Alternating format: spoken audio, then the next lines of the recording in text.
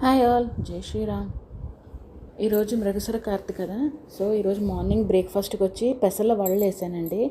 పెసలు నానబెట్టి దాంట్లో ఉల్లిపాయలు, అల్లం వెల్లిపాయ, కొత్తిమీర, పుదీనా అన్నీ వేసి పెసల వడలు వేసుకున్నాము మార్నింగ్ బ్రేక్ఫాస్ట్కి.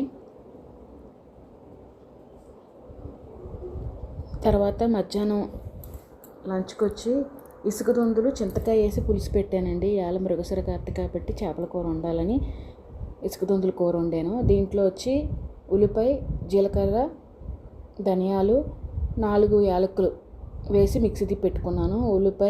ఎల్లుల్లిపాయ, చింతకాయలు, బెండకాయ, కరివేపాకు, జీలకర్ర, మెంతులు, పచ్చిమిరపకాయ, కొత్తిమీర, ఇసుక దొందులు శుభ్రంగా కడుక్కొని ఉప్పు కారం రాసి పక్కన పెట్టుకున్నాను. ఆయిల్ వేసుకుని ఆయిల్లో యాజ్ యూజువల్గా నేను ఏ ఫిష్ కర్రీ చేసినా ముందు జస్ట్ ఇలా షాలో ఫ్రై చేసుకుని పక్కన పెట్టుకుంటాను. తర్వాత జీలకర్ర, మెంతులు, ఎల్లుల్లిపాయ, కరివేపాకు, ఎండుమిరపకాయలు అన్నీ బాగా వేగిన తర్వాత ఉల్లిపాయ కూడా వేసి బాగా మగ్గిన తర్వాత ఉప్పు, కారం, జీలకర్ర పొడి, అంతే, ఇంకేమీ వేయలేదు.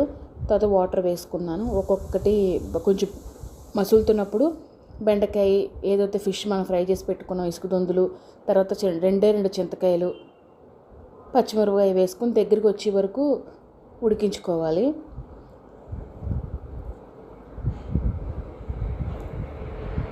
ఇలా దగ్గరికి వస్తే సరిపోతుంది. ఇప్పుడు పెట్టిన పులుసు కాబట్టి మధ్యాహ్నం బాగుంటుంది. రైస్తో సర్వ్ చేసుకుంటే చాలా బాగుంటుంది.